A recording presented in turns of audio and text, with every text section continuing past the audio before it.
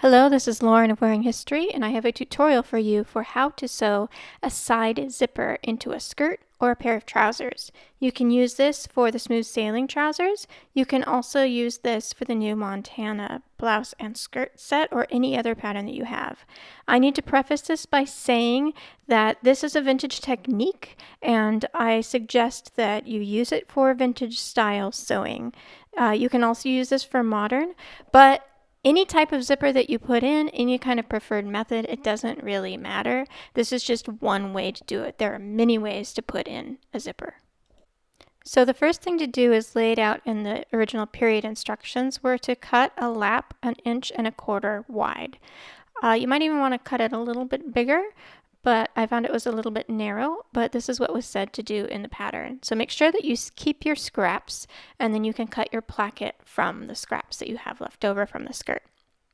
Cut it a little bit long. You can always trim it down later. You're going to go to your skirt. You're going to put right sides together. Make sure that the mark on the side is marked. I have an X here that I did with chalk. And then you're going to pin it, matching the side seams. On this pattern, the seam allowance is 1/2 inch. Use whatever seam allowance your pattern calls for. So I'm going to pin it especially at the top to make sure that it lays nice and smooth so that the zipper will lay up exactly the way it's supposed to. Then you're going to sew from that cross all the way down to the hem. You're then going to press your seam open. Then you're going to apply your lap to the front edge of your skirt. This is a side opening, so this will be on my left-hand side when I'm wearing it. So you pin it down and you be careful to match that seam down at the bottom with the end of the lap. Make sure the lap is nice and flush and not pulling in any way. You can fiddle it around, make sure that you get it exactly down there. And then partway through I realized that it would be better if I pinned it on the other side, so I'm going to move my pins, because that way I can start exactly from the beginning of the last stitch. You're going to take it to the sewing machine and you're going to stitch from there to there, which I've done here. Then I'm going to trim down my seam allowance so there's not extra bulk. I also want to cut a tail. I cut about 3/8 of an inch, maybe 1/2 inch there. That way it can be turned under and finished. So now I'm trimming down my seam allowance to 1/4 inch because, like I said, this is 1/2 inch seam allowance on this pattern. And then I'm going to clip that little tail off right there and then get rid of that.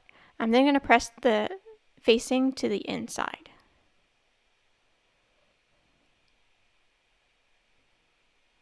My little girl's trying to help.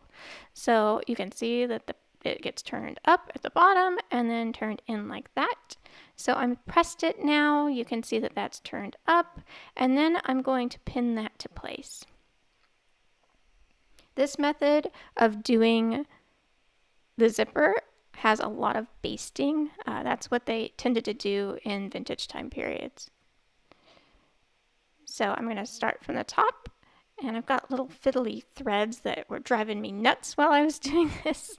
Should have trimmed them first, but I'm going to do a little stitch like that and then just go in and out.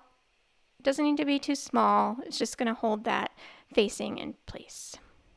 Remove your pins as you go, and also make sure that your basting isn't pulled too tightly because you don't want it to buckle on you when you're doing your zipper.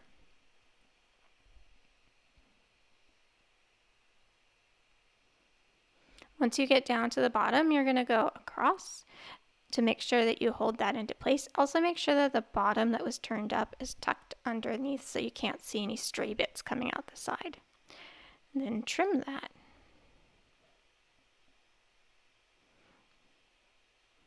Now I'm going to work on the back side of the zipper. So this vintage method says to trim that 1/2 inch seam allowance down to 1/4 inch. I'm going to also look at my zipper. This is a vintage metal zipper. You can use, of course, modern zippers, but the tails on the end were really long, and since my pattern has 1/2 inch seam allowance, I marked it 1/2 inch above where the zipper stopped, and then I'm going to trim off the extra there. Now you can see that it opens easily. Then I can take it to my back. This is also a long zipper, I should say, because I didn't have one the right length and I just wanted to make my tutorial today instead of going to the store. See, if it's not kids, it's cats. Everybody's getting in on my sewing time. So now I'm going to pin it where I trimmed down that seam to 1/4 inch.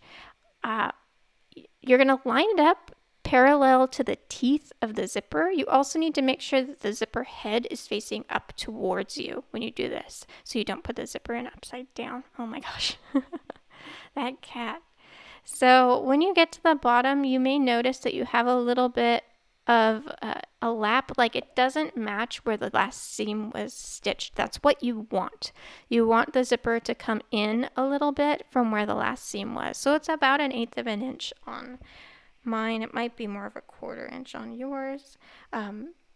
So the purpose is when it's zipped all the way up that it lays underneath where the two edges meet.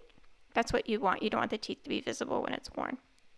So now, just like before, I'm basting it with big stitches, taking out my pins as I go and making sure that I don't pull it too tightly.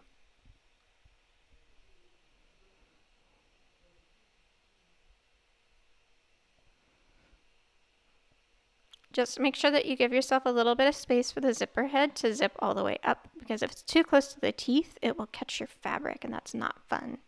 You need kind of a little bit of trial and error to decide which is close enough. Now see, it extends a little bit past that stitch where the fold is. That's exactly what you want. Make sure you secure it with like a double stitch at the bottom. Then take it to your sewing machine. I've got a zipper foot on mine.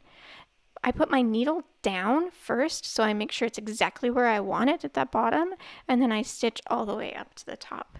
I'm stitching really close to the fold line here. Since it's basted in place, you don't need to worry about your pins. Once it's done, you can take it to your table and lay it out flat.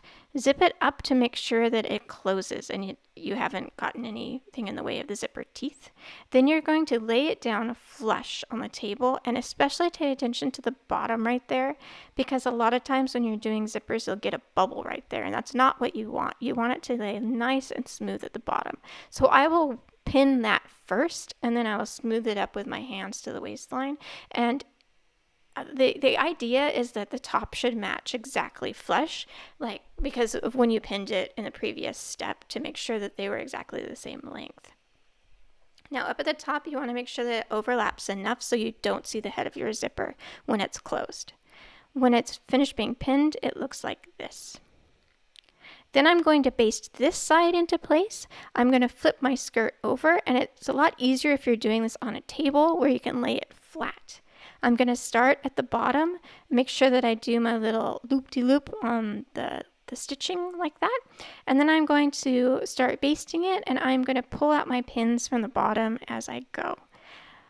There may be another method to doing this, but this is what I find works easiest for me.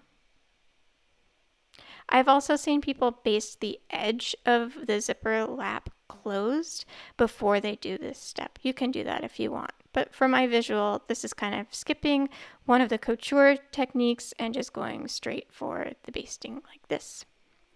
Now turn it over and check your work. I actually grabbed a little bit on one side, so I undid that before I stitched. Now go back to your sewing machine. Start with your needle down again, and then go all the way up to the top. When you get close to the zipper head, put your needle down by turning the wheel, then unzip it, lay the foot back down, and go back up to the top and back stitch. It's a lot easier because you don't have those pins there. Now when it's done, you want to test it again to make sure it zips up and make sure that the head is covered at the top. You can now take out your basting stitches. Sometimes it's hard to get in there, so you can get in there with a seam ripper, and you might need to use a pair of tweezers to get rid of the basting if you've accidentally stitched over any of it. I find it beneficial to use a contrast when basting because then it's easy to see if you've got all the pieces out. That one's being fussy.